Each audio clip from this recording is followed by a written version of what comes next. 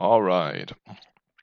Hello, Star Wars players. My name is Bastian Winkelhaus. Welcome to the second episode of my Jedi Training Academy, where I try to share some of my wisdom with any players that want it. So, this is mainly targeted at any new or returning players who want to get better at the strategy part of Star Wars CCG. So, we're not looking at a tutorial for rules or for the very, very basic stuff, but for some strategy stuff. I already did one episode 2 weeks ago, so you can watch that if you haven't yet. Um, I was a little bit unhappy with how it went. It went little bit long, nearly 2.5 hours, and a little bit not really structured. We looked at two games from the NPC, four interesting decks that I picked out, and I think there was a lot to show. But yeah, we're mainly following the games and not so much, yeah, concentrating on any lessons. So I want to do it a little bit different today. Um, we're gonna take a little peek back and these two games, and then we're gonna take a look at another game, a fresh game, and I want to concentrate on what I think are the two main things you got to think about during any game, and I think it would really help if you yeah, know about this and think about that all the time when playing a game. And that is number one: play to your deck's strengths if you can, which means have a plan for your deck. We were talking about all these stuff in the first episode, but not really structured. So I wanted to sum it up again here. Have a plan for your deck, or know what your deck plan is. Follow it if it's still feasible, which means that you have to notice when your deck's plan is not going to work anymore, and you have to go off the script. Like if your plan is, all right, I'm going to set up here on my planet and drain for 6, and your opponent is setting up somewhere where he's draining for 10, then obviously you're not going to win the game if you keep on stick to your plan and ignore him. So you got to go and interfere with him. So follow your plan, but you got to think about when this is not going to be possible anymore. And also under play to your deck strength is use your cards to the best of their ability.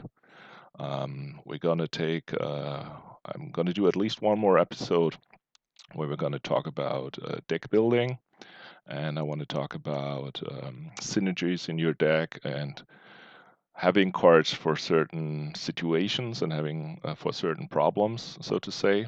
And I'm not saying that if you have like if there is a problem and you say, I know I got this one card in my deck for this problem, but if you can't find it, you still got to solve that problem. But still, if possible, you should use your cards in the best possible way.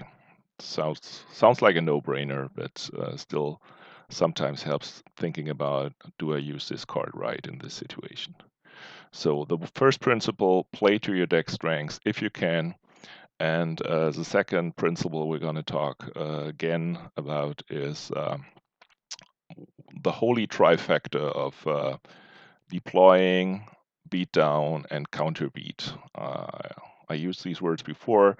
Whenever you deploy, you got to think about what happens if my opponent comes down to want to beat me. Do I have enough stuff so that I don't get overflowed or something? And if you go for the beat on what your opponent deployed, what will happen afterwards? Like, how do I open up for a counter beat? That's that's also what you always have to think about. The thing is, if you deploy to an empty location, the max thing you can achieve is you can drain there in the next turn, which maybe causes like 1 or 2 force loss. But if you deploy and are not smart about it and get beat down, you can just lose the game right there. So this is an important thing you have to think about. But also you cannot be too conservative about it. and like not deploy or just deploy in large number, then you will also probably lose because the other one is a little bit more, knows better how much to deploy. So these are the main principles, and I want to take a look back at two key situations from the first video I did. And let's go into this one, the first match, and let's give this one to full screen. All right, so we are on Hayes' turn. So if you haven't watched the first video, this was Stubbly versus Hayes, Hunt Down versus Throne Room Mains, classical matchup. We are on turn 4 in light side player's draw phase. And what happened here so far is that this is a match with very few battlegrounds. You can see a lot of locations, but the action is going to be on the battlegrounds because of shields like Come Here, Big Coward, and its light side parts, Simple Tricks, and Nonsense. So we have a single battleground on table here, which is the Boss Nast, the Naboo Battle Plains. And we have one temporary battleground over here because we have the new virtual R2 who's turning this one into a battleground. But when R2 is gone, this is no longer a battleground. So we have the situation here, turn 4. On turn 3, Hayes deployed Qui-Gon Jinn to the battle planes, and then basically Stubbly did nothing substantial. He didn't attack him on turn 3. So it's turn 4. Hayes was activating 14 force. He spent 3 force. You can see that over here. He paid 3 force to drain because of battle order. And then he did nothing else but draw cards. He drawn a lot of cards. So we were talking, or I was talking the last time, why did he do that? And I want to come back to this one. Why did he not fortify this with more characters, right? He had Anakin, Solo, Rey. I'm not 100% sure whether I think he had these cards up until Solo, and the other ones were the one he drew. So it's a single battleground. This is a 1/3 of damage for this match, and he's holding it with a single character. Next turn, opponent's gonna have 15 force. He has 10 cards in hand. We know there's a Vader in there. The lightsaber is in the reserve deck. He could be able to fetch that one. Yeah, why did he not deploy more characters, and why did he just draw cards? And that comes back to play to your deck strength. What is your game plan here? Throne Room Mains, your game plan is to interfere with the dark side. There is going to be a second, or there's very possibly being a second battleground because the dark side deck is also playing a battleground. And you can Darkseid can either attack here or play a second battleground and go there, and then both sides control one battleground. And he knows that, and his game plan is to interfere with the dark side. And that's why he's spending as little resources as possible on this one location, so he can use as many of his resources to interfere with the dark side. And also, he has a mixture of characters and tricks. He has a lot of tricks here. He has Sorry About the Mess combo. He's got Clash of Sabers. He's got Blaster Deflection. So this one guy can use all these tricks, and because of that, he knows he can use this one to its fullest potential and don't have to worry about it. And that's the second principle. He deployed that one, and he knows because of his tricks, there's not much chance to get beat down. But instead, it's like a bait here. He deployed this Qui-Gon as a bait, and he can either control and drain, and he's fine with that because Darkseid is not really doing any damage to him. But also, if Darkseid comes for a beat, he knows that he can create a very fortunate situation for the counter beat. And yeah, that's exactly what happened. You can take a look again at the first video where Hayes was creating very good battles with this, and where Stubbly, he was behind already in this situation, right? Hayes has the larger hand, he controls the one side, so it was an uphill battle for Stubbly, but he really didn't have a chance and walked right into everything that Lightside had here. So that's what I wanted to show you again from this game. So why did he not deploy more? What was his game plan here? And yeah, he did everything according to his game plan. So let's take a look at the other game that we were looking at. Slightly different situation. We are on Darkseid's 5th turn deploy phase, and he's playing Agents of the Black Sun versus No Idea. And the problem was he got kicked out of space, and yeah, Lightside is all over the place, and Darkside is only at these sides. Agents is not flipped, so he's not doing any damage, and because of battle plan, he can really do very little damage. But it's his turn now, and it's deploy phase.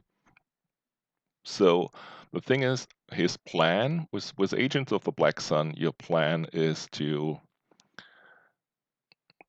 yeah, you want to have some constant damage from Shadows of the Empire, hopefully draining here and there because you're both in space and on the ground, and really want to attack your opponent in singular spaces. What you don't want to have is your opponent spread all over the place. So his game plan is not really feasible anymore. We're at a point where yeah, the tires got off of his car, and he now has to go for a different game plan, so to say. He has to improvise. He can still lay down some beats, and basically in this situation, he's down. He's got the larger loss pile because he got beat down in space. He needs to think about, okay, what can I do? And when you look at the game, in the first video, he unfortunately did like the wrong the wrong decision. And so here his game plan is, yeah, is really he can't really follow his normal game plan. He has to go on the attack here, and what I talked about, using your cards to the fullest potential. Like he has Boba Fett bounty and another bounty hunter. He has a ship. So basically, he has like 3 different options. He can attack Luke, kill him in hope of flipping his objective and doing some damage that way. He can attack space, probably over here on Scarif, because he's much more fortified here on this planet, to get around battle plan and get some free drains. Or he can attack here because this is the one guy where he has the most potential to go for a beatdown, right? We have power 5, 4 feet 5, so he covers 10. You can't really do beatdown here. These guys have a 4 feet of 12, so you need to do 19, more than 19 damage to do any battle damage, to do any overflow here. And yeah, what happened here is like you have to decide what is your game plan. What part of your game plan do you want to follow at least? So want to switch on again your agents, you're flipping your objective. Do you want to switch on again draining for free with battle plan? Or do you want to go for the biggest short-term success by doing battle damage over here? And yeah, he could have done multiple of these things. What he did, in fact, was using the Fist and Boba Fett, and just these two to go over here. So he didn't use his Boba Fett to his best abilities, didn't use the added battle destinies, and yeah, in effect, he lost the game rather badly. Okay, so that was these are the 2 key situations from last time that I wanted to talk about again. And now I wanted to show you a new game, go through a new game with you, but also take it from this viewpoint, from these two main principles. So let's go over here. All right, so this is one of my own games. I was playing against Coffee Pass, Drew Lichtenstein, also a returning player who didn't come back to the game until a couple months ago or something. Um, he's already having quite a good success. He's a really good opponent to play against. Also, I really enjoy playing against him because he's in China, so his evening hours are my early hours, and so he's usually around in my early day um, when there's not that many people around. I think in the evening hours in the US, there's many more people on Gamp, but that's while I'm sleeping. So it's always nice to have a good opponent when you're awake. So this is ISB against Legend. We're at the start of the second turn. I fast forwarded past the first turn. Basically, in the first turn, both players set up their activation. My opponent started Imperial Rest Order, so he already fetched the docking bay. He started Kur Drive Yard, so he got Mustafa and the site. And I started this one, the Mass Castle, which allowed me to download another site. And with my objective, I got the saddle and downloaded Luke. So we both now have already 13 activation. We're going to talk about that in the deck building video again about reliably getting your activation, very important stuff. And here both sides did that on the first turn. And also, when you think about deploy, beat, counter beat, if you do first turn, you have very few resources. So if you deploy something there, you really got to be afraid of getting beat down for some overflow. So you rarely see people deploying a lot on the first turn. So my opponent, as I said, two starting effects that got out his activation. This one is also boosting his forfeit because we know he's playing Imperials because he is also starting Imperial Enforcement. Lost if you're non-Imperial character on table, so his plan is going to be going all out with Imperials and probably small Imperials because he's playing Imperial Rest Order, which is very fine for ISB because all the ISB agents are Imperials, so you don't lose anything if you're not playing any aliens. Legend, my game plan to be rather, interactive. Go to your opponent. I'm starting Walkling, usual stuff. I'm playing Saitor to get matching weapons. And I'm also starting a good blaster at your side. This deck is actually inspired by Aaron Kingery's deck that he played in the NPC. I like that one, so I modified it slightly, but it's mostly his deck. So you're looking to set up, you're looking to go to battle with your blasters. Mainly that's for Leia's blaster and for Han's blaster pistol. We're going to see that later on. But my damage output by just going to my locations is relatively small. So I want to go to my opponent and take the fight to him. And with these blasters, um, we engage him in fights.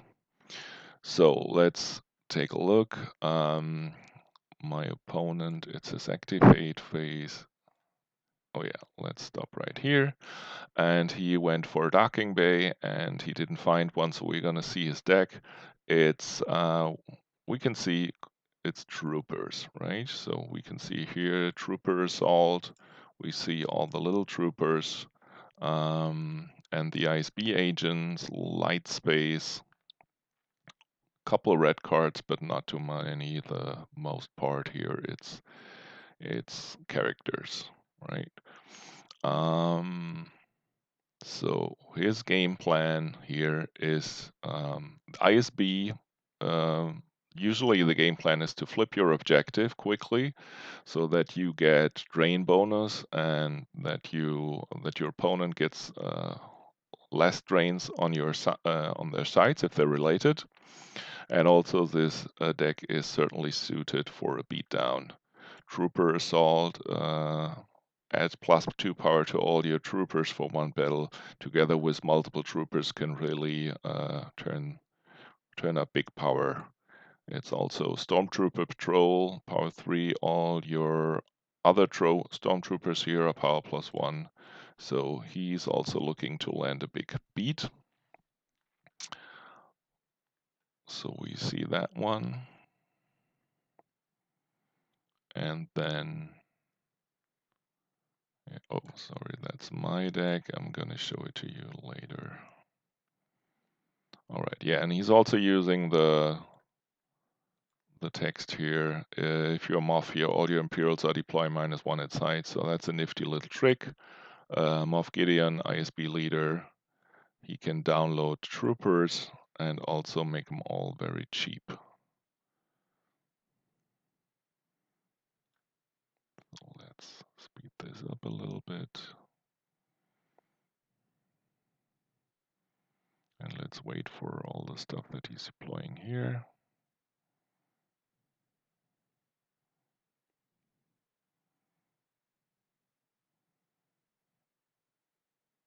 So he got Sergeant Barrage. He's deploying another ISB agent so that he now has 4 ISB agents. And then moving everyone together. And we're in the draw phase, so let's pause here. So, all right, so what he did here was he deployed the one guy over here, and then he deployed massively on this one side, right? Which is right up his game plan. He starts one side where he can drain for +1, and if he goes there with ISB agents, and another +1, so you could drain there for 3. But he rather drains at my side because there's another side of mine where he will influence the drain by doing it, giving it -1. And yeah, so he's over here threatening a drain of 3. He's flipped, which you want to do. Well, it doesn't really. Yeah, you up the drain here. And then it also gives you additional retrieval options because you, with the flipped objective, you can retrieve an ISB agent. He's playing this one, which lets maybe him retrieve or also redraw destinies.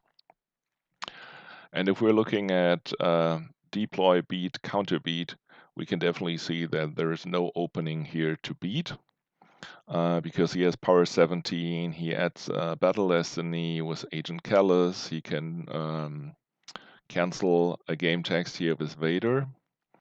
We can also see that this deck he's relying much less on tricks than, for example, the light side deck, the throne room mains that we were looking at earlier.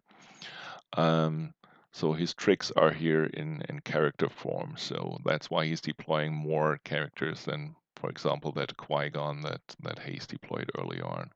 So he's really sound here for deployment. Not much chance to beat anything down here because of also his massive power.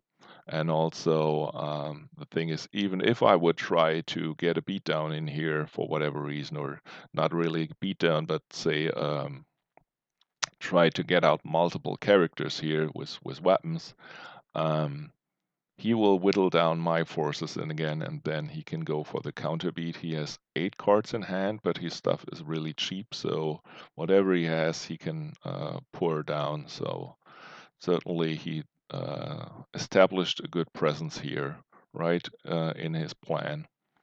And he's not open to any kind of beats, and he probably held back a couple of cards to beat down on me if I set up somewhere else. Because that is an important thing. You also, like, when you deploy, you have to think about how can I get beat, or if he deploys there to battle, how can I go for the counter beat afterwards? But also, same situation, what if my opponent deploys somewhere else? Can I go for a beat? So that's why you also shouldn't like spend all your resources and deploy them all. So he deployed some stuff here, and he's probably got more in his hand. All right, so let's take a look at what I did that turn. Again, could have, yeah, let's pause here and take a look at my deck. All right, so as I said, we're talking about the blasters. Here's Han's blaster, and Han is in the deck. Leia's blaster is not in my hand and not in my deck, so it's in the force pile. And you can see some more red than in his deck. You can also see that also my deck is very light on space. It's only got the gold leader and gold one here. I got the Poe, who's the best pilot for that one, still in my hand. Yeah, so some character stuff, mostly ground. There's not going to be that much going on in space, and some more tricks over here.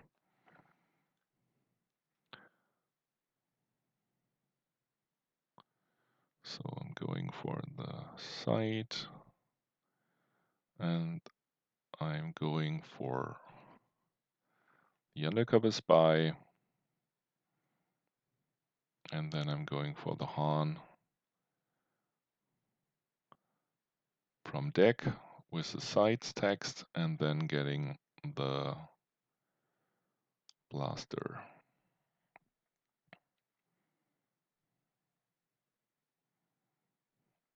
And again, let's take, yeah, once the turn is ended and now we're in draw phase. So let's pause again and take a look what happened here.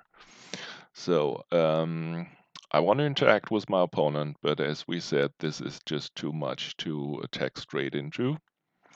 So the next thing I want to do, I want to get up this damage going, right?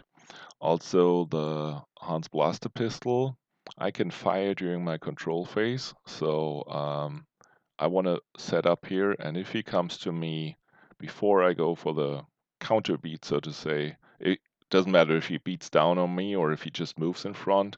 Before it's my turn to beat, I got another chance to get rid of one character. So it's like a win-win situation. If he leaves me alone, I do damage with my effect. If he comes to me, you can shoot somebody. And his source of damage, I stopped for the moment with Jyn Erso as an undercover spy. Now, obviously, he will have something against undercover spies. There's got to be multiple things in his deck, and but for the moment, that's what I did. Sorry, to advance my game plan, get the blaster out for either setup with the damage or with the shooting. Now, of course, we have a character for 4 feet guy here who's alone at the site together with 3PO. So, and we talked about what about beatdown. So definitely I am susceptible here for beatdown. The thing is I'm relying on tricks. I got a barrier in hand. And also I got this one, I got the Blaster Orchid. So whatever he's doing, because he would be excluded, so all my characters with ability would be excluded when I play Blasted Orchid. I'm relatively safe here. Of course, the problem is if he can cancel that interrupt and come down with lots of stuff, that would be a problem. But yeah, this is just not a card that I expect him to have. So let's get off rail one more time here and talk about something else on the main principles, and that's cards that your opponent can have. I think that's another important thing to think about.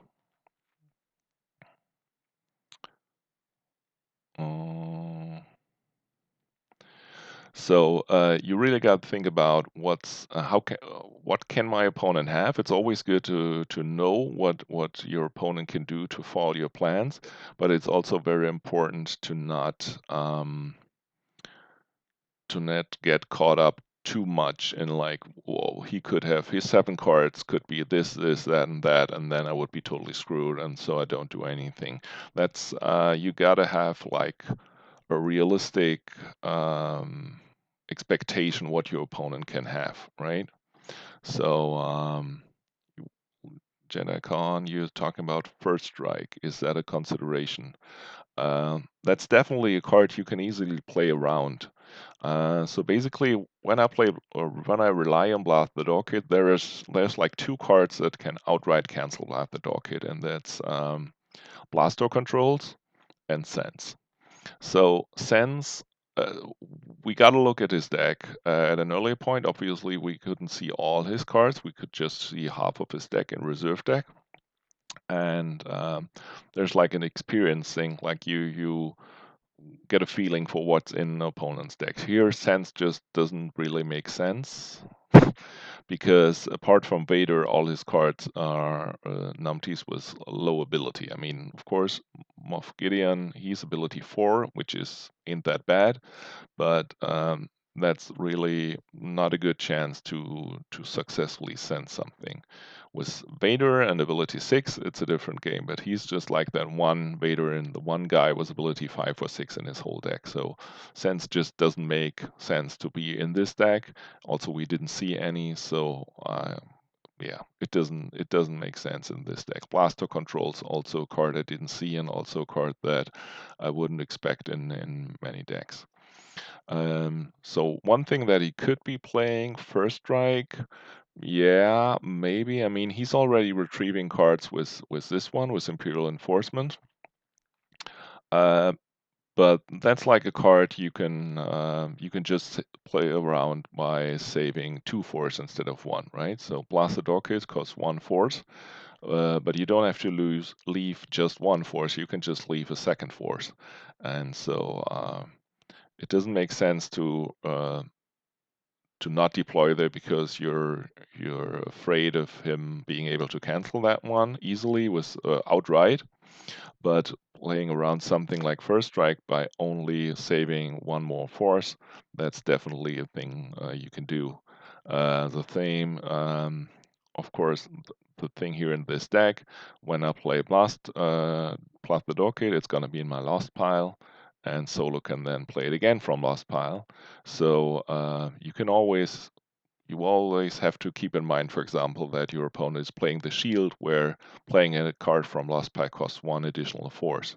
So that's a card we know that he has, and I'm not sure if he's going to play it for that one-time effect. But if you leave the door open by only saving a single force, and your opponent has a hand for a beatdown, he could go for it. So that's a card you definitely have to play around with by saving an additional force.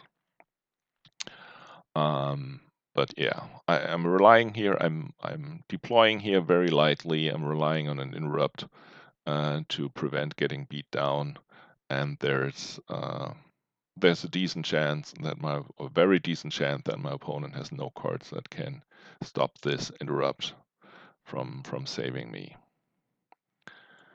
And also, yeah, I'm playing Rescue in the Clouds here. And I also do draw another card. No, I don't draw another card. I also leave 3 force open. So if I suspect that he can cancel my Blasted Orchid, I also got the barrier uh, to be able to stop something if needed. All right. So again, what's the situation for my opponent here? His setup at the moment is stopped. He can't profit from it because Jyn Erso is there blocking the drain. So he needs to find a way to get rid of Jyn Erso so he can drain here. Let's see if he already has it.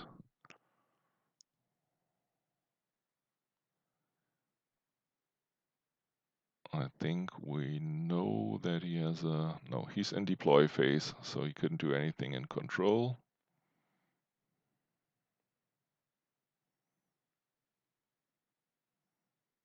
All right, yep, that's nifty.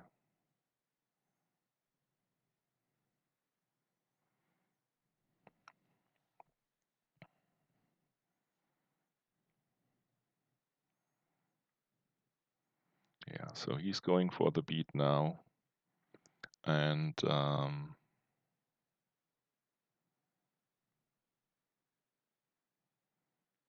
Yeah, let's see it develop before I'm stopping again. Let's him do the whole turn, and then we're gonna talk about it.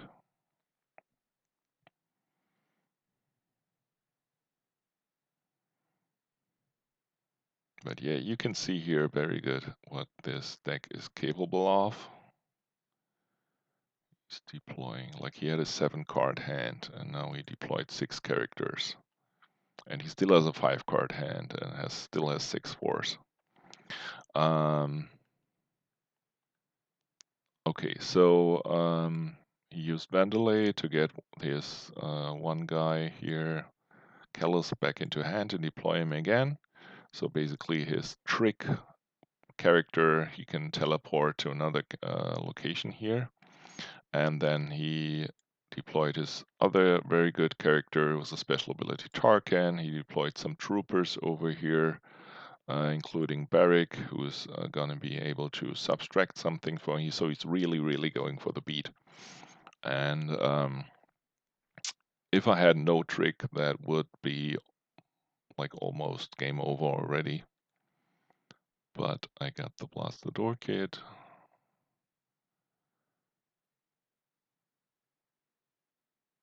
And stop this one from happening.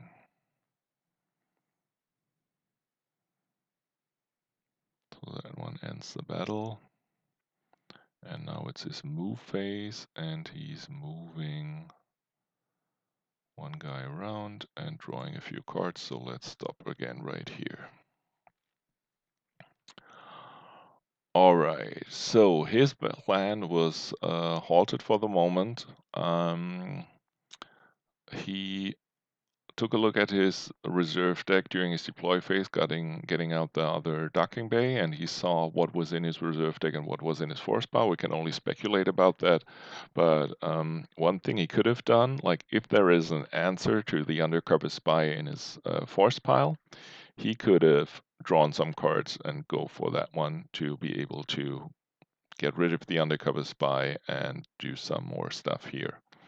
Because what I'm doing here, I can only drain for like 0. My drain is -1 because of his objective. I can ping for 1 with a blaster. So he could have left me alone and gone for something else. He also could have set up at this side over here and establish a second presence and say, all right, I'm draining for 3 here, right? Let's see what you can do about it. But instead he went for the beat. Basically, he should have expected me to have a trick. Like, I mean, I could have like underestimated him and think, all right, this one is good on himself. Like I have a barrier, I have force projection with my objective where I can subtract something from your destiny or something. So he went for it, and also again he deployed stuff in a way that even if he gets to beat down here and loses 2 guys to weapon, 1 to weapon and 1 to well, no, he wouldn't even have lost something to a battle destiny because of him being able to cancel that or subtract from him. But he deployed in a way where he knows that I can definitely not get counter beat here for any kind of battle damage or something. And so now he's at a second side and he's putting the pressure on me. There's nowhere to run. And obviously, it's harder for him to control 2 sides in a way where he can both do lots of damage, but it's looking quite good here. He's got 20 power here, he's got 13 power here, less power, despite here being my guy. He even moved away a character. So why did he do that? He's got his trick characters here, like I add a battle destiny, I cancel one of your battle destinies, I can subtract from your attrition and power. So his trick characters are all over here, except maybe Vader and his console game text. But here he has lots of power, he has less power but lots of tricks. And also, I think he's saving a few forts because he could have another Stormtrooper patrol in hand and be able to react. So that's a very solid very solid setup here, where he's not open to any kind of beatdown from my side.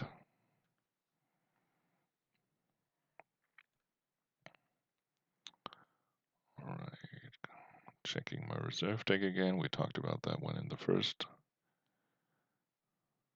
And now my blaster goes to work and kills one of his characters.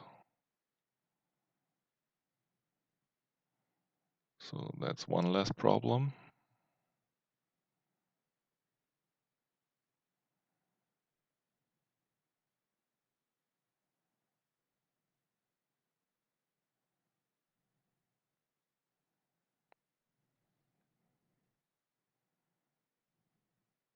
Yeah, I actually make a mistake here, I think.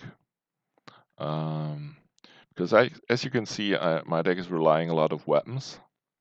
And one of the cards that Hear Me Baby altogether cancels is Ceasefire, which is a deck that I could really see my opponent playing here.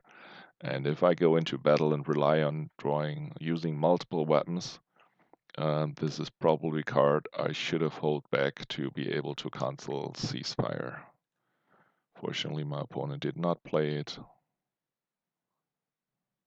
Alright, so I take a card from my force pile.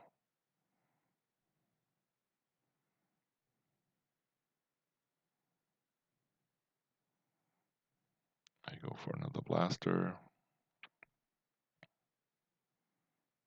I go for another guy with a weapon.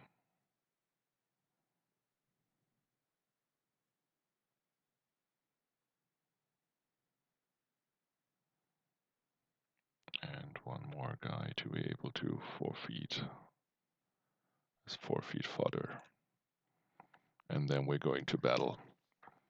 And my opponent has the reacting Stormtrooper Patrol. Alright, so yeah, my opponent deployed. As I said, I'm playing an interactive deck.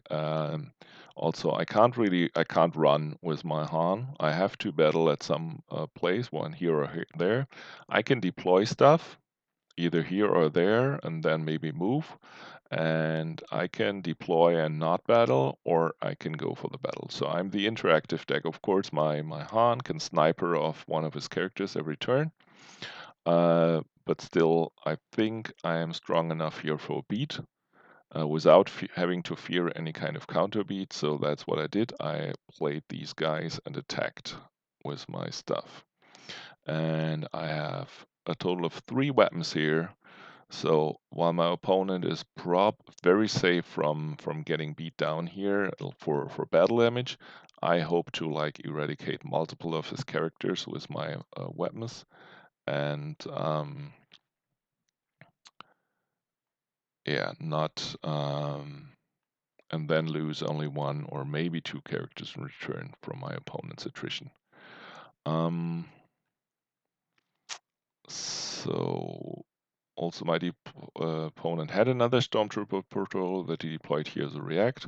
I have the option of like burying him, but I think there's no opening here to get a beatdown in, so that's why I save this one for later. And also my opponent is playing this the Trooper Assault to get power, because I'm up by power. I can shoot at multiple guys, and so he wants to make sure that he's not losing any people to that he's not losing more people than necessary to battle damage. And I'm grabbing that one instantly because it's like the card in his deck that can really do a lot of damage to me. So I'm gonna take one character totally out of the battle with Leia. And so I go for one of his trick characters, or all my weapons. The first one was Luke, with Han's blaster pistol. I went for a trick character. Now we're going for another trick character, and then I use my other weapons here to go for one more trick character.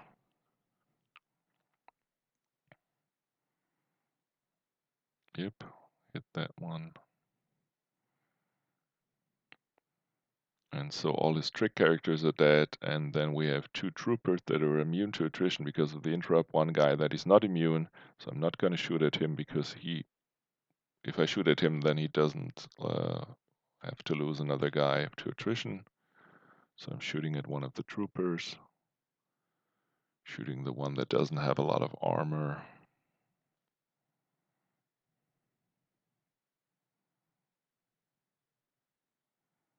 And then we're both drawing destinies.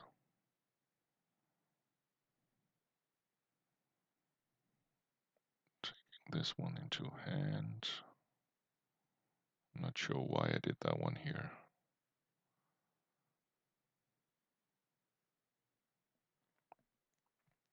And my opponent is also drawing two battle destinies.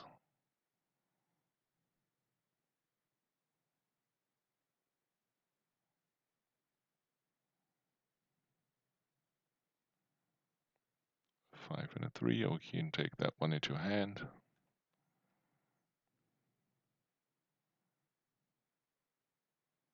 And this one is an ISB agent, so he can take it into hand too.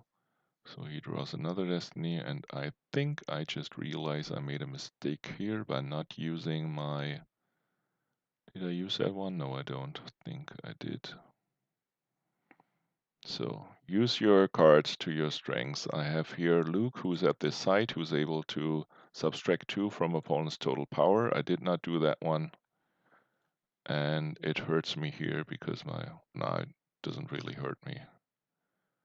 Because he can't pay for aim high, but he won the battle that he shouldn't have won.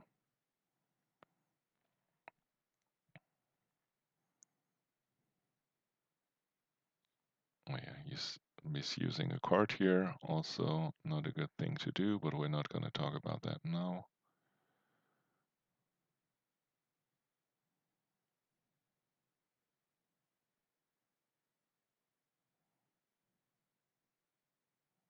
Alright, so the end result of this battle and this turn of mine is I whittled his 5 guys down to a single guy, and I lost 2 characters that I deployed. So basically this is where we're at, where I deployed. I go for the beatdown. I didn't really do any battle damage here, but I got rid of quite a few of his stuff, while being in a situation where I'm not really susceptible too much to a counterbeat. Also, I got 1 force saved, and I still have the Blaster Door kit in my Lost Path that I can play. My opponent just played his force and last shield, or I can use the 1 force for a barrier. So I'm not open to a counterbeat here. Also, I think. My opponent found a way to get rid of the undercover spy.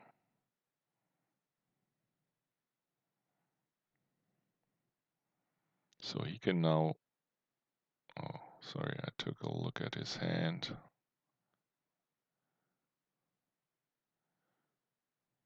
We missed what's in his hand. We saw the 5 cards. I think we saw a ship there. We saw like 2 red cards, 2 black cards.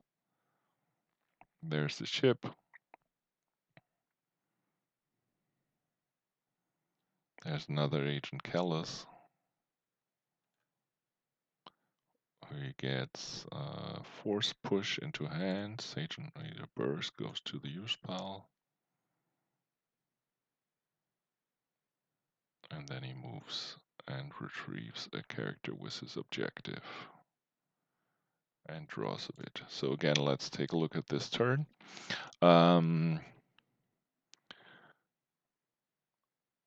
So he went into my in my trap with the interrupt with his stuff, and then had to decide, all right, where do I locate my guys, so that I'm not open to a beat.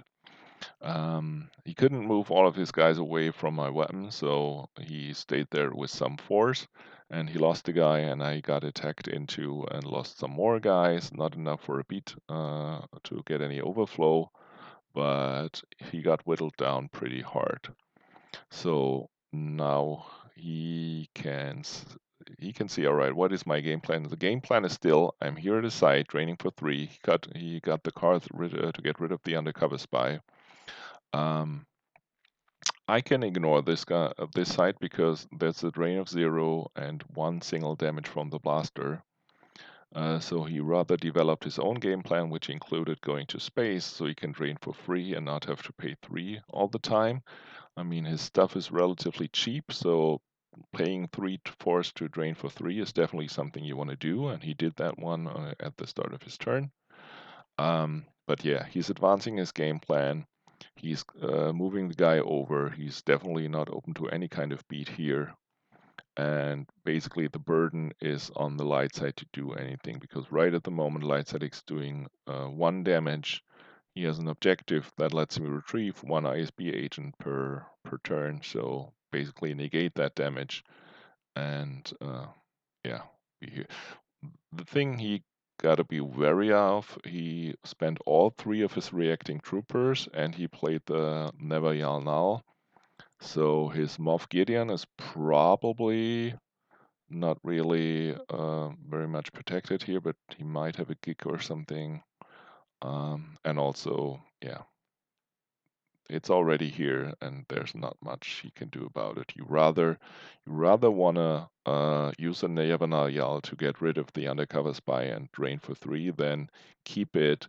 Then maybe he has a spy, and maybe he comes down here and gets a beat down on me or something. So again, thinking about what cards could be in your opponent's hand and which not. Definitely not worth it to be afraid of what could be and not advance your game plan and go for the drain here. All right.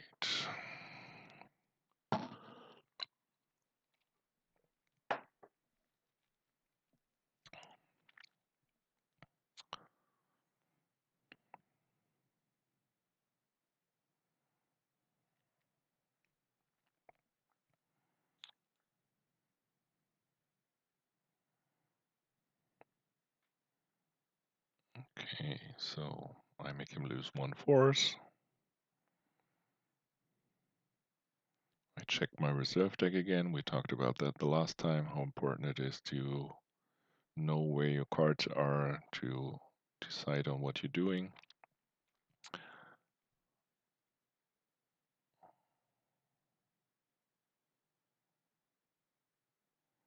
All right, and I now deploy 2 characters over here.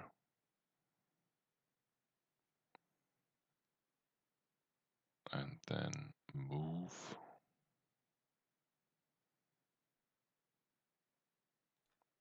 And that's it. So,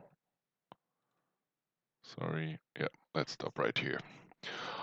All right, so my game plan again, I want to be interactive and I want to do some damage, but I also want to interact with my opponent. And here I definitely have to do something, because what my opponent set up is drains of 3 and 1 for free. I get a damage of 1 for free, but obviously that's not going to be enough if my opponent is doing 4 damage to me and also my opponent is having a constant retrieval. So I had to go over there to the site, and then, of course, we're now looking here at power of 15 to his power of 24, 6 cards in hand, and it's his turn. So that's certainly not an ideal situation where you deploy in front of your opponent, ending the turn with 9 power less than your opponent. So how does that one get in line with the principles we were talking about? Deploy, beat, counter, delete. I deployed in front of its stuff, and basically I'm open here to a beat. Well, why did I do that? We were talking about because my game plan involves I have to do something. I mean, theoretically, I could have deployed some over here, but then even again, I may be able to drain here for 2. Then that would up my damage total to 3. My opponent is doing 4 and retrieving 1, so in the long run he's still gonna outdamage me. And also my game plan is to be interactive, and I have all these weapons here, so what I really do here is I open myself up somewhat to a beat, but hope to get rid of some of his characters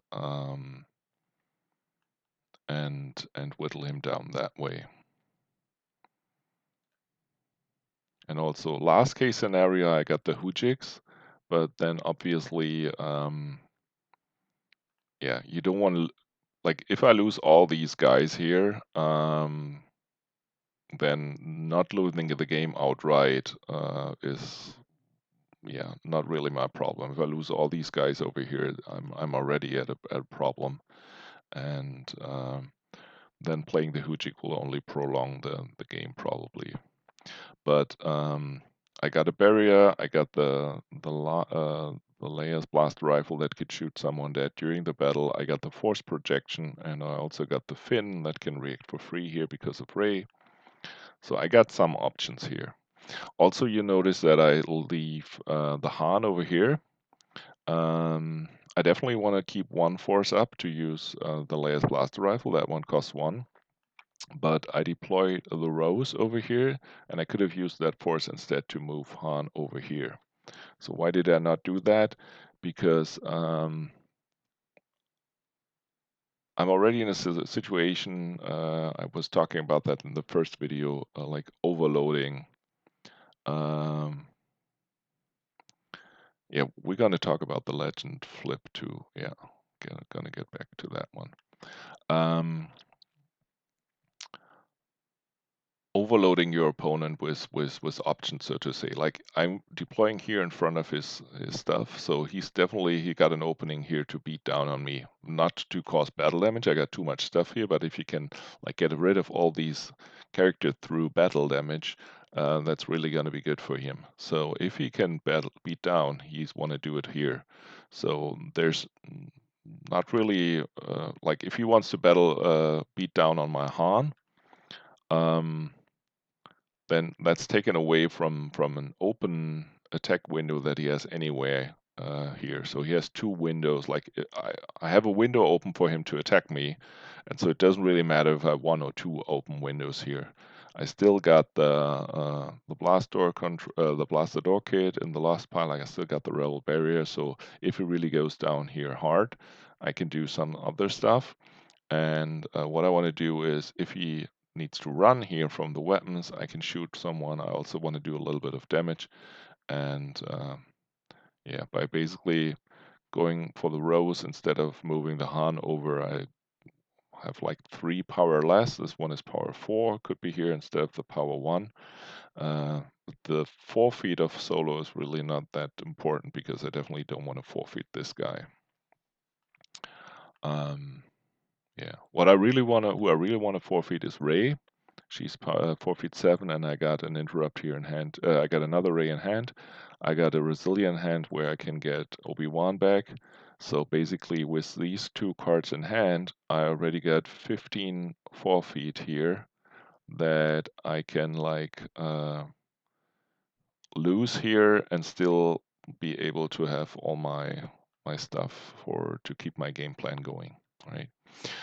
So the question about when should Legend go for the flip? Yeah, let's get to that one shortly. Basically, the flip side once lets you be immune to weapons. Now, Drew is not playing any weapons in this deck, so it's rather inconsequential for that one. So basically, I have the icon here, more activation. I can subtract 2 from power when I remember that one. The other thing is force projection only works once I'm flipped, and then I can influence his destinies. I can activate one more with this one. So yeah, basically, if your opponent is not playing any weapons and you're not forced to use force projection yet, then it's not much of a difference if you flip or not. So I didn't do it yet. I mean, a deck like his, no, he can't even play Darth Maul with lightsaber because that would be a non-imperial character. So there's basically no way he's playing any weapons in this deck. So I can certainly flip. I could have flipped before. Um, yeah, I don't even remember why I didn't yet. All right, so let's see. He got the force push, and then, yeah, that's nice use of his cards. He used the force push to get probably another Tarkin. So now he's really low on cards, but Tarkin lets him redraw another 6-card hand. Redraw up to 6 cards.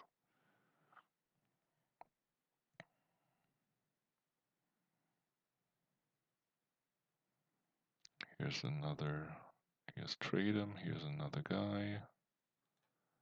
And now he's initiating the battle. I try to react, but he canceled that one with sacrifice because he's now really going for the beatdown, right? So he's got 20 power more than me. He's got all these characters, and with Tarkin he can cancel a destiny. And does he have another trooper assault? He has another trooper. And he has another trooper assault, which ups his power by another 10. So we're here at 48 power to 15. Ouch. Um, I again did not flip here. Yeah, because like canceling one of his destinies. Yeah, maybe should have flipped here because to be able to turn on the force projection. But I'm really a fan of tracking destinies and force projection here, which might be like subtract 2 from his destiny if I can get. Yeah, I really want to use it later, so I didn't flip here yet.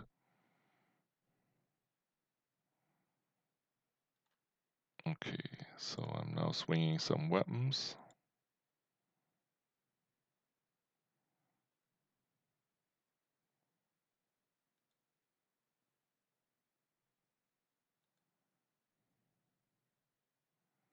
And he canceled that destiny, so I miss the Tarkin. But I now remember to subtract 2.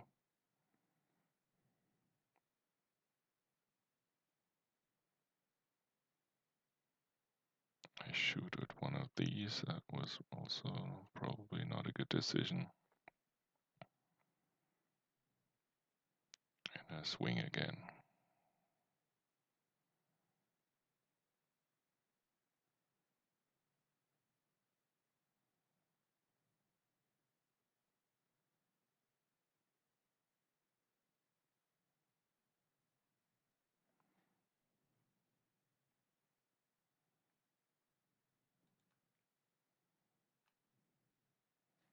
And I hit him now.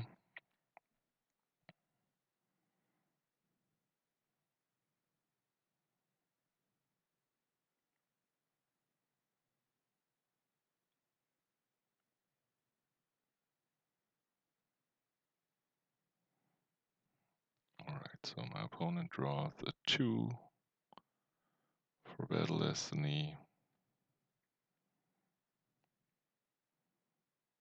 And I draw a 5. Okay.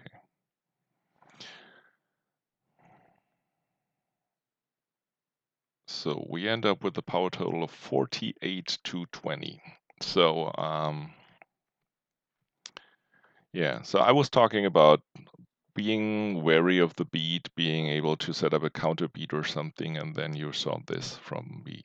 Obviously, I'm not setting up any kind of counter beat here. He's deployed all this stuff in front of, like there's no opening to attack into this one, and he's out damaged me here by 28. I had 3 weapons in this battle. Obviously, Tarkin was able to negate one of these weapons or the Battle Destiny, so he can definitely negate one kill, so to say. I was really counting on getting rid of some of his stuff, and I only get rid of 2 characters here, like the one I hit and the one that he's gonna have to let die to attrition. well, I'm gonna lose more stuff here. But I'm still somewhat okay. Like we're down here, we're 28, and this one is 8 and 8 and 7. So these three characters here have a total forfeit value of 23. And he's now down to 2 cards. He's now again down to his, well, he's another Tarkin dead, so maybe he had the third one, or you can retrieve him with objective, but at least we now have his stuff on table. He's able to retrieve an Imperial for winning the battle.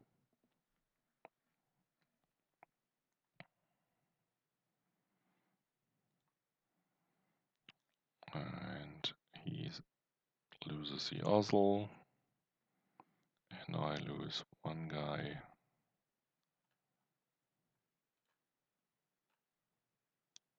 Play the Jedi of Resilience to get the Obi-Wan back.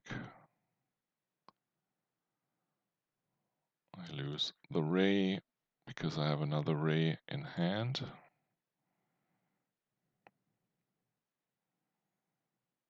And I lose a layer. So I'm not losing the Rose because she's only 2 forfeit, and also I want to use her text to retrieve. So basically, and losing Rose and then playing Hujiks, that's like 3. Yeah, a Hujiks for 3 cards there, that's not really worth it.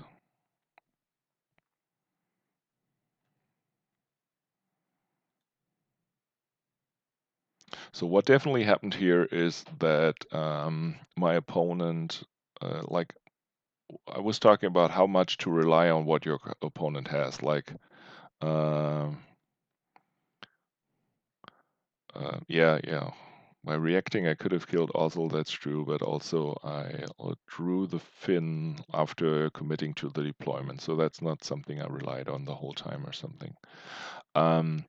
Basically, my opponent, through clever play, the combination of force push and then Tarkin, was able to like show, all right, I only have a small hand here, but really deploy a lot of stuff here and really, yeah, made a very good beatdown over here. So definitely by deploying in front of his stuff with 9 power less, I definitely anticipated that I'm going to lose the battle, of course. But I had 15 forfeit to give with the Resilient and the second Ray in my hand. So with the weapons, I thought that I could kill more stuff here, and despite losing the battle, still get some profitable traits in here.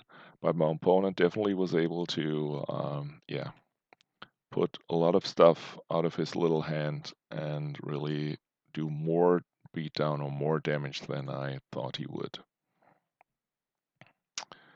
So now it's my turn again.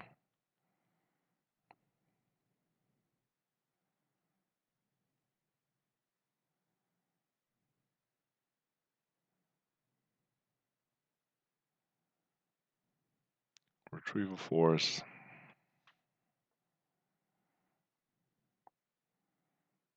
Again, I have still this one going.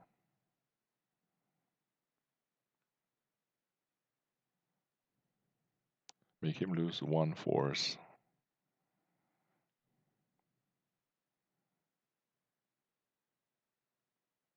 Mm.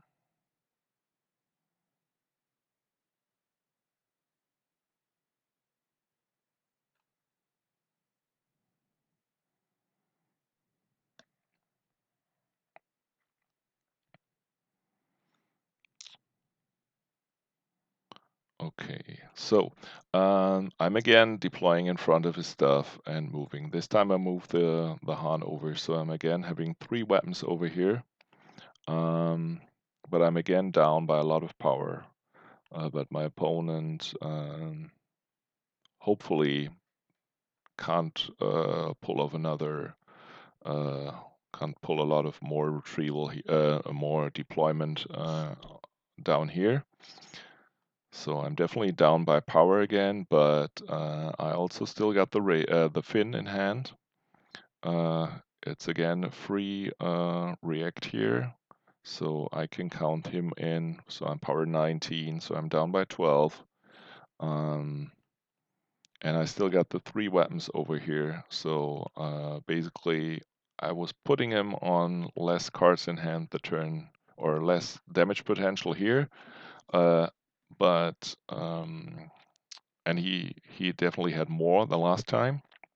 But here I'm just counting on him not having it the same time again. And also, we're still talking about what is my plan. I This is like the only plan I have. I can't go over here and just let myself be out damaged. I have to attack here and therefore have to interact. And while it may look bleak, we're still in a decent position. Also, right, the one trick character that he has, like the one guy, the Callus, he has in space now. I killed Tarkin again, so I really hope he's not having another one. And the Vader he's using to cancel my solo game check, so that I'm not playing a card from Lost Pile. I was also counting on that one because that means that my Finn can go to use pile with Rose. So while I may be down by a lot of power, I'm okay. So let's take a look at what my opponent is doing. Is he playing one more guy over here, and then he's playing these 2 guys over here to open up another front. So he's basically saying, all right, I got this one here. I'm down by a lot of power, so I will win this one and whittle him down again. And I open up another front here. So while we are fighting on this planet, and my opponent will have to reinforce here, I'm setting up another front. So that's the same thing, overloading what the other guy can do. We already have a clear scene of battle over here, where yeah, and then he basically says, all right, come fight me here and leave this planet to me, or do some more stuff on this planet, and then I got another drain here. So he's not relying on a beatdown.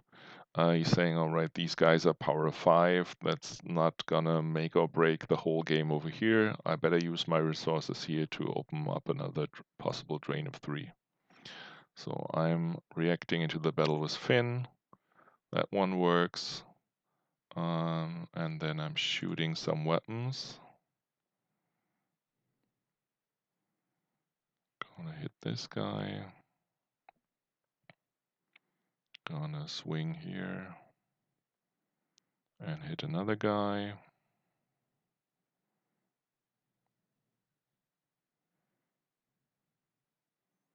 And gonna swing again with another lightsaber.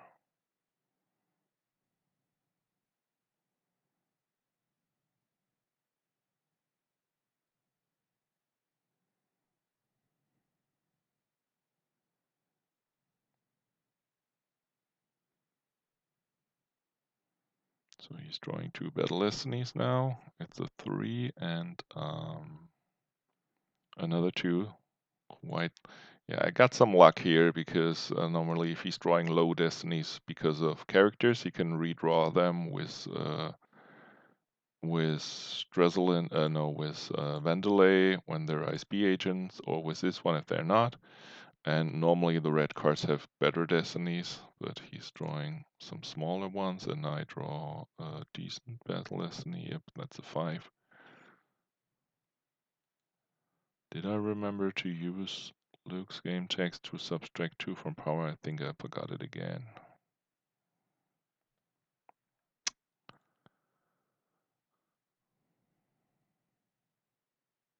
Not well played.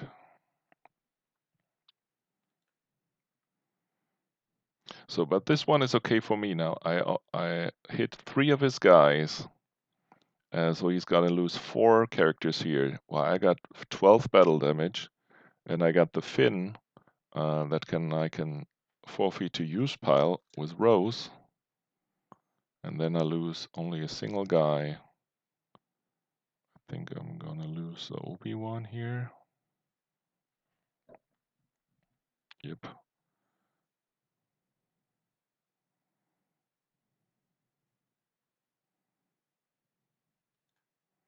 And you can see here I forfeited Finn for 6, Obi-Wan for 8, that's 14. He caused 12 battle damage. If he deploys these guys over here and cause 5 more, like, yeah. I still have a little bit of forfeit to give if I remember to use this one. Then I wouldn't really do any, he really wouldn't do any more battle damage to me with these guys over here. So I think opening up another front was definitely good for his game plan. But yeah. I killed 4 guys to his... He killed 2 of mine, one of them went to use pile. And now I can also shoot one more guy in control phase with Han's blaster.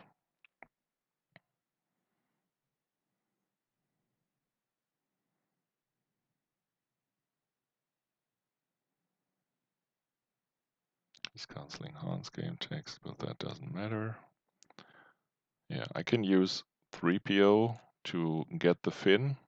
I know where he is, so I can get him back again. I can shoot in my control phase.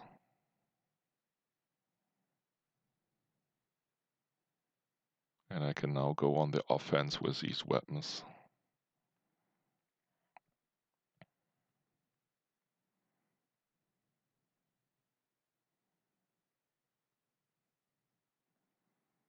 So I deploy these 2 over there to block the drain.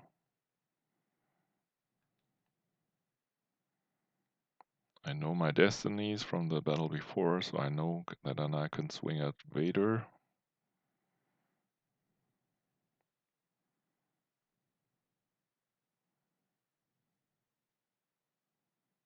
I can now retrieve a force because I'm at 2 battlegrounds and I get around covered.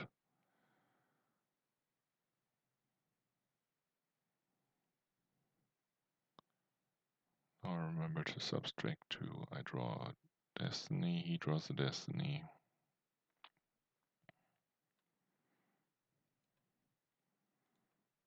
And now he's winning the battle, but I got 5 attrition, no more, 2 battle damage, so I can just use put the Finn into use pile.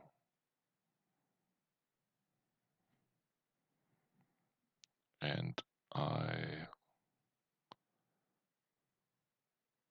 whittled him down here. So this is also a good game to show you. I was so focused on the main principles I wanted to show you that I nearly forgot to talk about this one. So basically, what I also wanted to show you with this game was another avenue to get rid of. Or what you can see very well in this game is like you don't have to always go for the beat down in the form of doing lots of battle damage, but sometimes you also have these battles where there's not going to be any battle damage, but not many overflow. But instead, it's about having large groups of characters and then going to battle against each other. And the one avenue that he wanted to follow was doing lots of power and killing multiple characters through power, while I went with the weapons. And in this game, I was able to just get past the battle damage. He really hurt me. I really had to lose a lot of characters here, but thanks to my weapons, I was able to stabilize. And now he's in a situation where he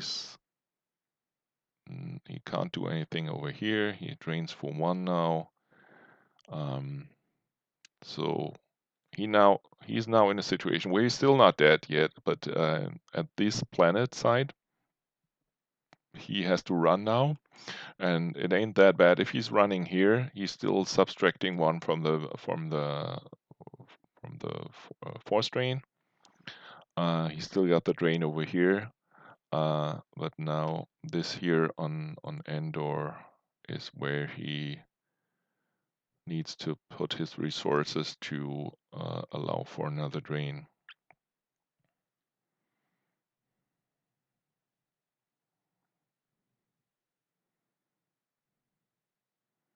So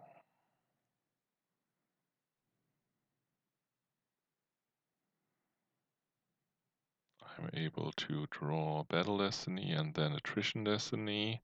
Let's. My opponent does have Tarkin here, but he's not with 2 ISB agents like he has to be. Only this one is an ISB agent. These 2 are not. So he's not playing this Tarkin to his full potential, so to say. But he definitely had to do something over here. So he had to go with what he could. Obviously, if there's a second ISB agent and he can cancel my Battle Destiny, then the Destiny to Attrition doesn't do anything because it can't add to anything. But fortunately for me, he's not having it. So he has 7 attrition and needs to lose 2 guys. I have 5 attrition and only have to lose 1 guy. And then he has to run over here.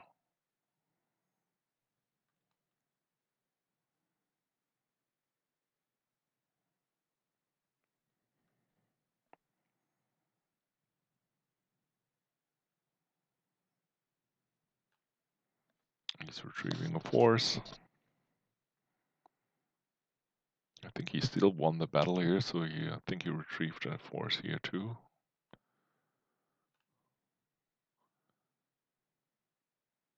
Then he's drawing some more. All right, so for my situation again, what's the thing here? I'm draining him for 1. No, I'm not draining here. I'm damaging him for 1. I can retrieve 1 with Rose. So at the moment I'm doing 1 damage, 1 retrieval. But my opponent still draining, at least also draining for 1 and retrieving 1. So at the moment the game is really still up for grabs. Like on this planet, I have the upper hand. Here my opponent, I think, has the upper hand because he's got many more resources.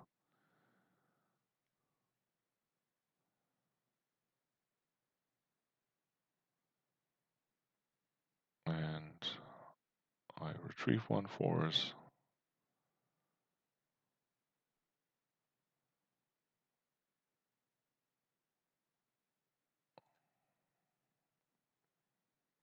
So I go for the battle here because I think, all right, yeah.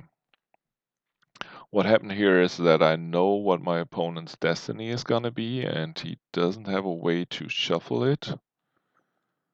So I know that my immunity attrition is gonna hold. Was it that one?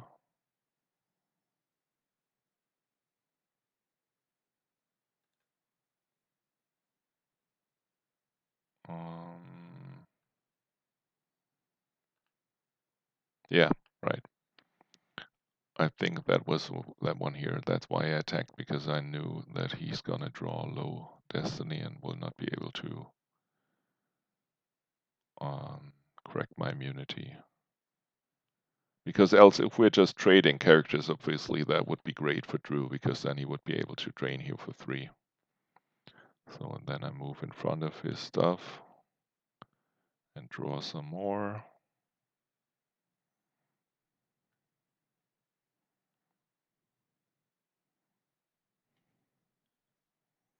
Yeah, there's my gold leader, and that's gonna be the killing blow for him.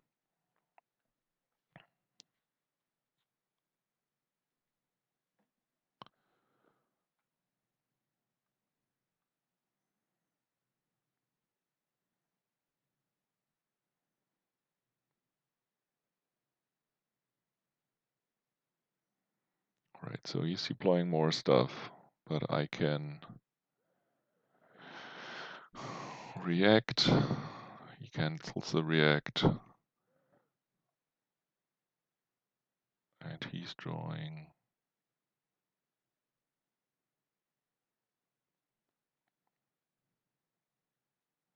Yeah, he's drawing a destiny. He now has two ISB agents over here, so he can cancel my destiny. So he's still in decent shape. He just cleared this location.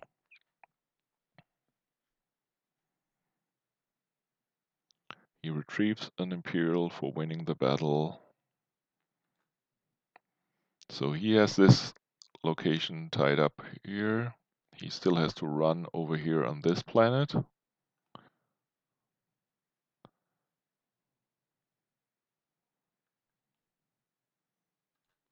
And again, he definitely had to deploy his resources that he had over here to get rid of this character and clear the site. I mean, these two guys over here, they're moving away, so they're power 8, just ability 4. So that's not ideal from the fear of getting beat down aspect, but he can't really be picky, and it's definitely first follow your game plan. That's definitely more important, especially near the end of the game, where you sometimes just have to take some risks. And yeah, like when you get to the later part of the game, you definitely need to do what has to be done, so to say. And obviously, you want to go in a situation where you're not open for a beatdown, but if you're losing anyway, like if he's not clearing that side to have a drain source, then he doesn't have an avenue to win the game. So that's why he definitely had to interact here and get rid of Anakin and not worry about what might light side be able to do with the full hand and 14 life force to these characters.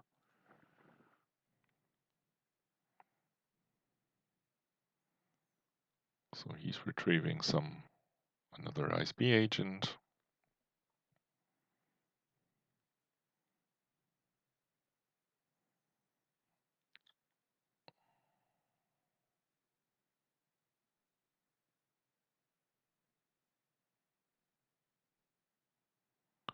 And now I'm going for space.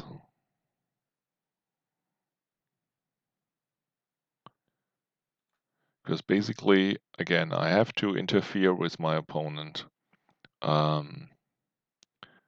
this location here, he's got power 8. He can cancel my one battle destiny. So I don't, and all my weapons have been spent, or either are still on this planet or have been spent here. So I really can't contest this site anymore. So what I'm going to do is contest him here in space, which both takes away a drain of him.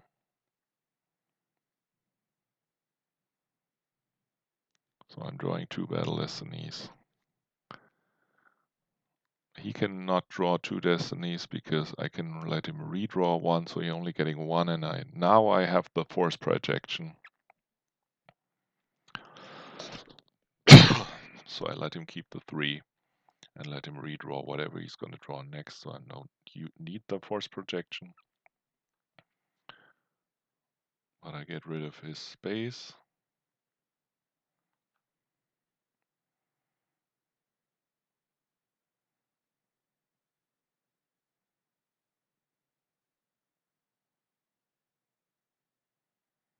Yeah, I know I got good destinies. I still have the Finn in hand to react.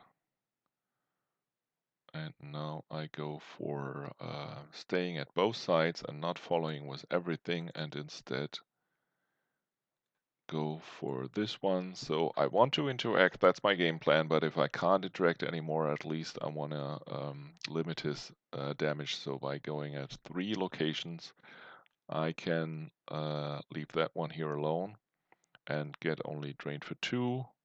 One of them I can retrieve with Rose.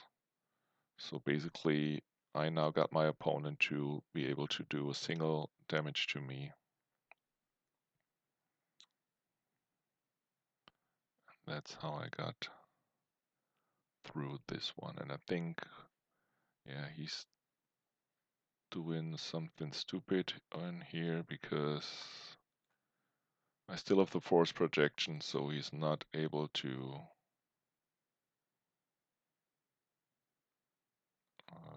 to hurt me in space. Yeah, he noticed that one, he moves away.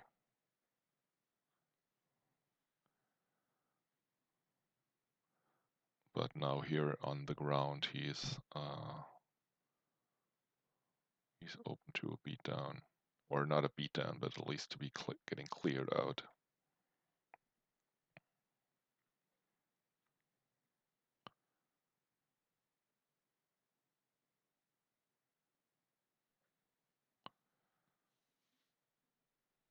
So I drain now for free, I do the damage. I get to retrieve a force with Rose.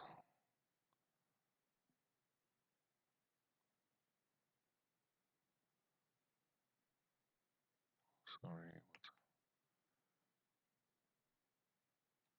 Oh no. Oh, and we lost it here. Sorry.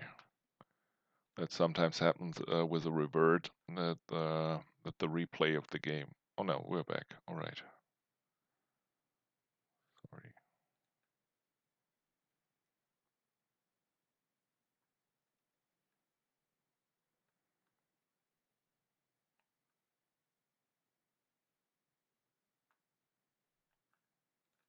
So, oh, it seems to be broken. Yeah. Yeah, we lost the replay here, sorry. But basically, the game is decided here. I battle here, get rid of both of his characters, only lose the Finn to my use pile, where I can get him back with 3PO, and then he's down to a single battleground, so I can deploy even if he lands here on the planet, I deploy the shield, the counterpart to come here, big coward, and then he won't be able to drain here. So he's doing a drain of 2 because of my shield, and I can drain him for 2, for 1, do 1 ping damage. So I'm draining him for 5 here, and that'll do him in quickly. And that's how this game ended. Both players basically. Yeah, I'm gonna show you the start of the second game. Basically, the first time we did the video, that one ran too long, and I definitely don't want to do that again. So I got a second game prepared here, but we are only doing the very start of it. So yeah, um, that's what I wanted to show you. Play to your deck strengths, play to your deck's plan, and be wary of battle situations. It looked here definitely because Coffee Pass had more stuff going on in his small hand that I thought he would. Where he really, where it seemed I lost control, I went down to a single Rose, but fortunately I was able to stabilize, bring some more weapons to the fight, and whittle down his forces despite being outpowered by a lot. And yeah, definitely if he would have been able to stop my weapons at some point in one battle, that really would have helped him turn the tide in his favor. I actually have one more game. I want to at least show you the start. That's like the second game because we did another one like 2 days later with the same decks. Unfortunately, this one, the second one, was the OCS game. The first game was not an OCS game. And he adjusted his game plan. And so on his second turn, what he did was he got the Callus, he went for Search and Destroy, and he set up at 2 sites. Set up Search and Destroy.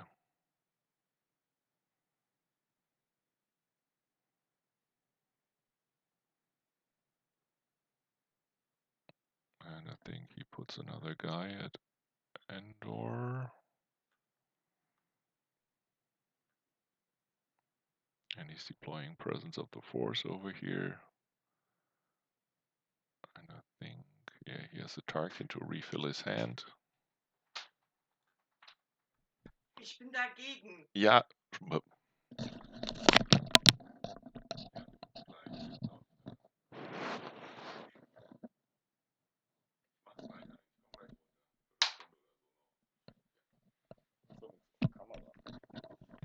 Tür nochmal zu.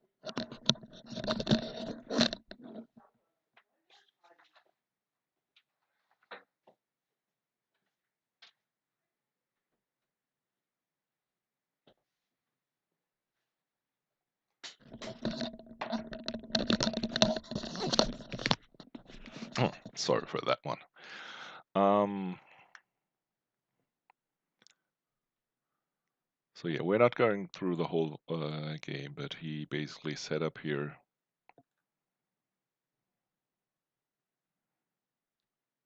adjusted his game plan, and basically used his strength. I mean, that's obviously it relies on your starting hand. So maybe this time his hand just was better suited for this one.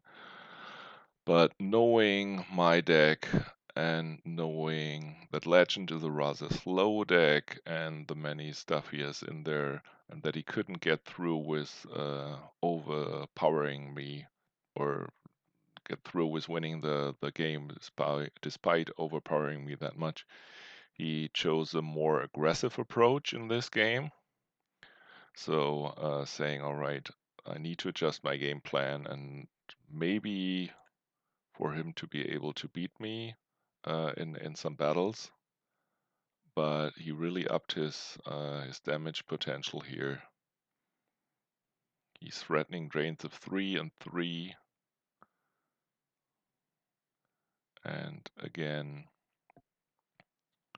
um, again, he's deployed in a way that yeah, he's definitely not able. It's not able from. I'm not able to beat him down, and so I would leave myself open to a counter beat if I do go to the attack. So instead, I take the more cautious approach and deploy over here again. But he's really doing the damage in this game. And what he needs to do now here is go to space early, and I think he does it in this game. He has to pay 3 to drain for 3. He's only draining. Yeah, right, he's even draining for 4 because he played the Presence of the Force there.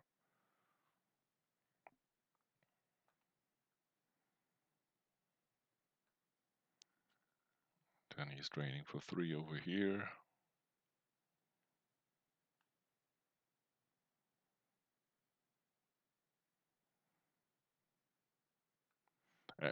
Yeah, while it is important to not panic if your opponent goes to on the deploy with such a powerful, with so much pressure, you definitely cannot accept that pressure for too long. So I definitely had to go for the fight over here and interact.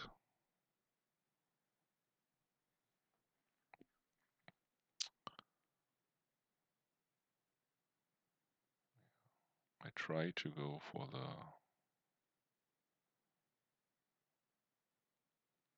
come the blasters.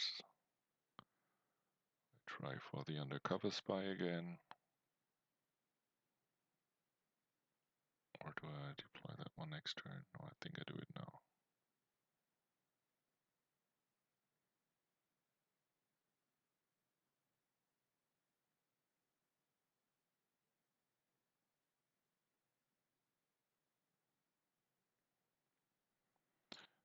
Yeah.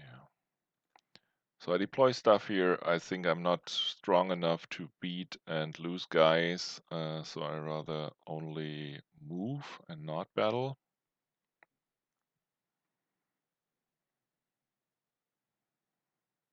And so I now have a sizable force over here, which he does not want to attack into, so he just goes to space. He drained me for 3. He's gonna move away over here.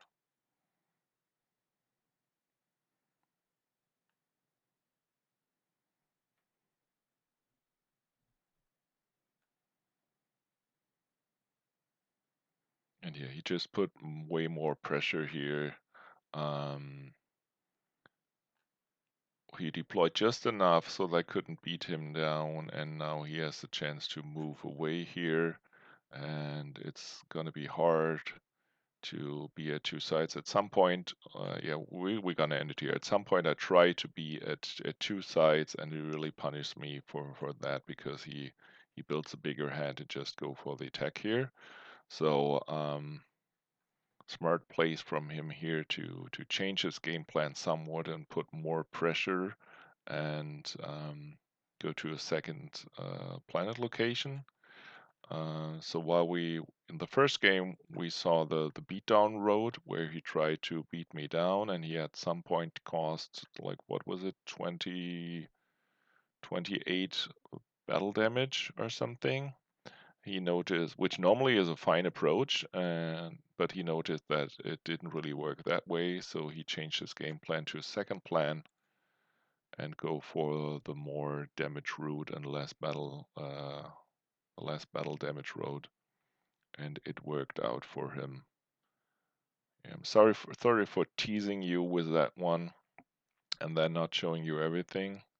I mean, we can let it go some more while I wrap this up, but definitely don't want to go for the full analysis of this game as I plan to, because that would just take too long.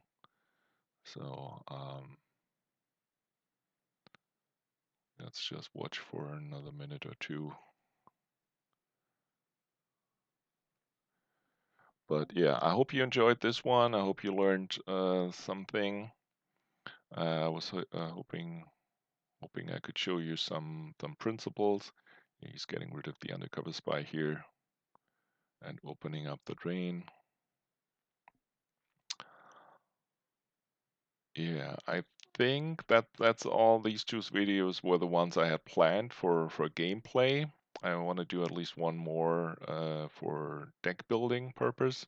So if there were any open questions you have regarding gameplay, shoot me a message or on the forums. If there's enough stuff, maybe I will do another episode, or maybe we can clear that one up on the forums.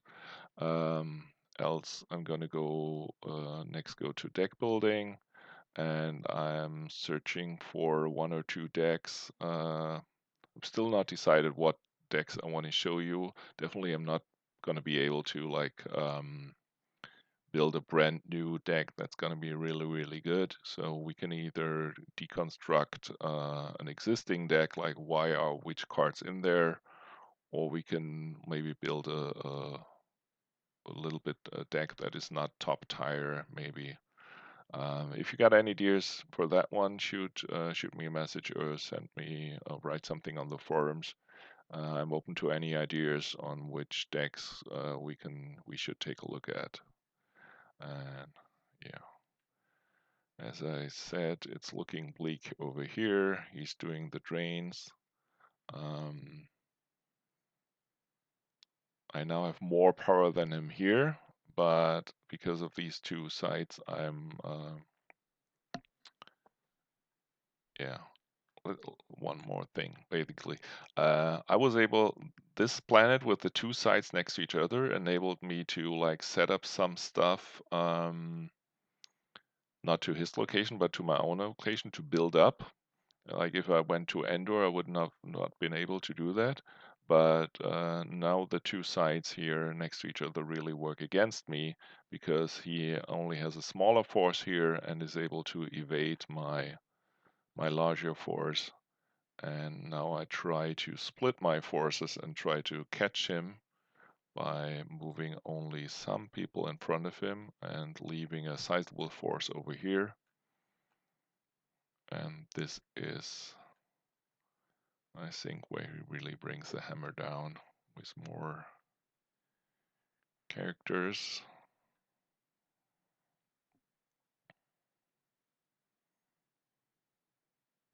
Yeah, I'm already low on life force, like I'm already down to 15 life force here.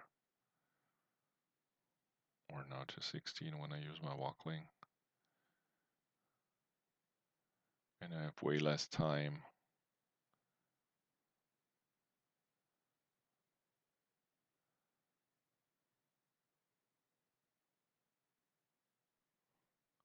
I can't go to space because of that. That's only a drain of 1, and I can't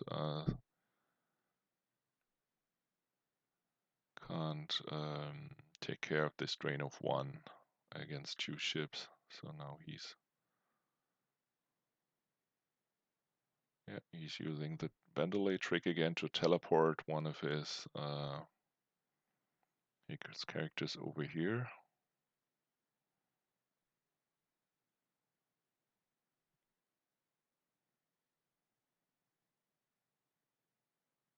Oh, no, he's just put enough over here to stabilize, not battling here.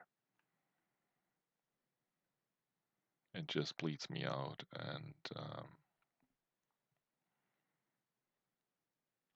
yeah, doing enough to not have me do lots of damage to him, but him being able to damage me more uh, by activating the second planet earlier here and putting more pressure on me. All right, so yeah, let's stop it here. That's a wrap. Thanks for watching. Again, message me on the forums for any follow-up questions or ideas for the deck building episode. And I think we're gonna call it here and not finish this one. As I said, I'm gonna lose this second game, the more important one.